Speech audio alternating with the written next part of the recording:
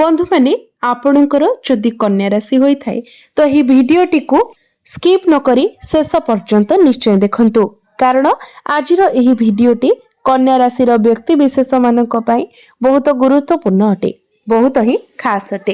कारण एही महाशिवरात्रि ठारू आपणकर जीवन परिवर्तन हेबा पई जाउछि, आपणक जीवन रे किछि बड़ हेबा पई जाउछि। कारण ग्रह नक्षत्र मानकर गोचर रे एक बड़ परिवर्तन हेबा पई जाउछि। तो बंधु माने आपण आपणकर गुरुत्वपूर्ण समय मध्यरु 10 मिनिट समय निज पई दियंतु एवं निजर भविष्य विषय जानतु।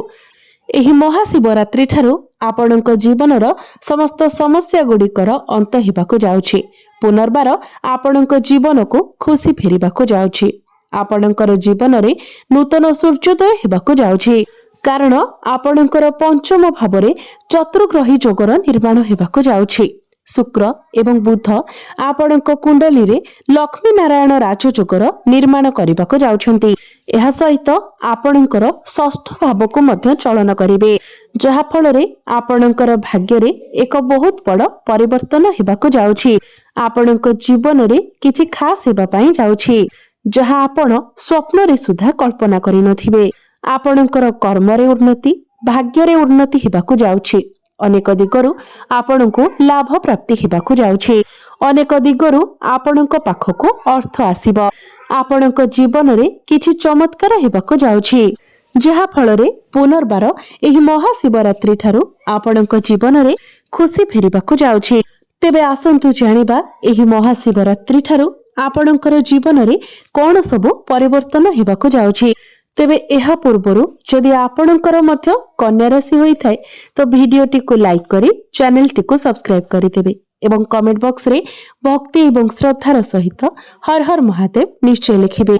तो बंधु माने राहु आपणकर षष्ठ भावरे गोचर करुथिबारु आपणकर स्वास्थ्य जनित समस्या देखा देउथिला, धन जनित समस्या देखा देउथिला। परिश्रम अनुसार आपणको फल प्राप्ति होई पारु नथिला। आपण ऋण नेइथिले किंतु ऋण सुझी पारु नथिले।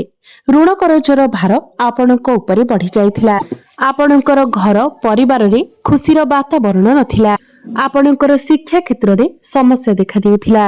आपणकर अननेसेसरी खर्च हेउथिला। समाज रे आपणकर मान सम्मान नथिला। आपणको चाकरी प्राप्ति होई पारु नथिला। संतान संतति पई आपण चिंतित रहुथिले। आपणकर व्यापार वाणिज्य रे लॉस हेउथिला। प्रेम जीवन रे मध्य समस्या देखा देउथिला।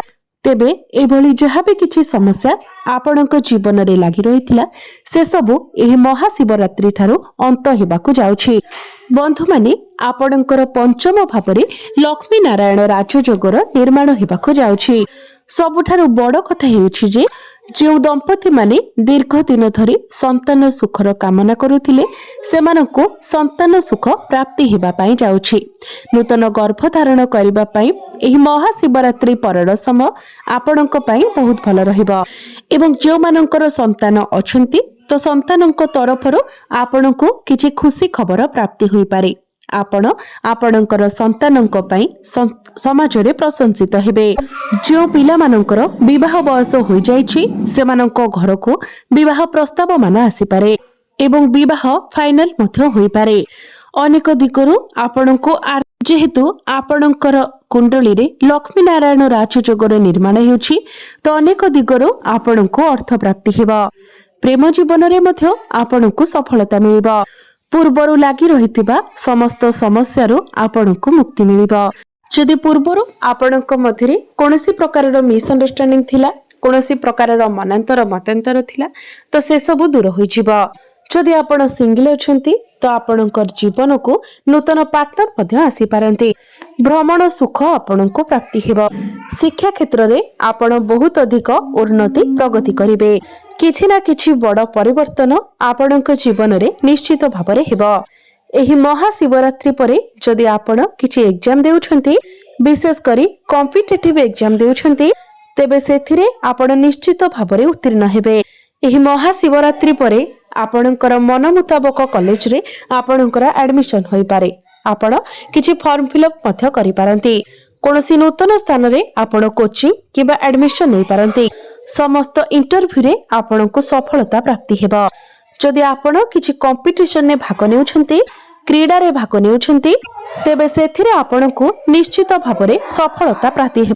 जदि पूर्वरु आपण ऋण करजर मायाजाल रे फसी रहिथिले तो एई महाशिवरात्रि परे आपणको समस्त ऋण करजर मुक्ति मिलिबो। समस्त शत्रु मानक ठारू आपणको मुक्ति मिलिबो।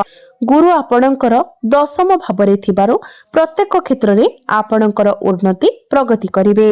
आपणकर प्रमोशन रो जोग बनिबो। जो माने बेरोजगार अछंती जो मानक पाखरे कोनोसी चाकरी बाकरी नाही तो एही महाशिवरात्रि परे सेमानंकु नूतन कर्म प्राप्ति होई पारे, नूतन चाकरी मिली पारे, आपणकर प्रमोशन होई पारे। कोनोसी एमएनसी कंपनी रो आपणको जॉब ऑफर मध्य आसी पारे। कर्म क्षेत्र रे आपणको सम्मानित करा जाई पारे। चाकरी क्षेत्र रे आपणकर ट्रांसफर होई पारे। समाज रे आपणकर लोकप्रियता बढ़िबो। आपणको पाखकु नुआ नुआ काम आसीबो। आपण आपणकर काम कार्य को नै विदेश यात्रा करि पारंती। कोनोसी मीटिंग मध्य अटेंड करि पारंती। एही महाशिवरात्रि परे आपण किछि भूमि जमी प्रॉपर्टी नूतन जानवाहन इत्यादि किनि पारंती। मांकर स्वास्थ्य रे जदि किछि समस्या थिला ताहा मध्य दूर होई जिवो। पैतृक संपत्ति रु आपणको लाभ प्राप्ति हेबो। भाग्य रे उन्नति घटिबो। भाग्य बल रे प्रत्येक कार्य रे आपण सफलता हासिल करिवे। अल्प परिश्रम रे आपणको अधिक सफलता लाभ हेबो। आपण जे भी कार्य रे हाथ देबे सेथिरे आपणको सफलता मिलिबो। अटकी रहितिबा प्रत्येक कार्य आपणकर आगकु बढ़िबो। आपणकर गृह रे किछि शुभ मांगलिक कार्यर आयोजन होई पारे। आपण कोनोसी धार्मिक स्थान को किंबा दूर स्थान को यात्रा करि पारंती। पुराना प्रॉपर्टी रु आपणको लाभ मध्य प्राप्ति होई पारे। एही महाशिवरात्रि ठारू अनेक दिगरु आपणको निकट को अर्थ आसीबो। आपण निजे देखिबे जे आपणकर आय रे वृद्धि हेबो। डेली इनकम बढ़िबो। आपणकर फाइनेंशियल ग्रोथ हेबो। जो माने व्यापार वाणिज्य करूछंती से माने निजर व्यापार वाणिज्य क्षेत्र रे बहुत अधिक उन्नति एवं प्रगति करिवे। आपण कोनोसी नूतन व्यापार वाणिज्य मध्य आरंभ करि पारंती जहा भविष्यत रे आपणको अनेक गुडी लाभ प्रदान करिवो। आपणकर वैवाहिक दाम्पत्य जीवन मध्य सुखमय रहिबो।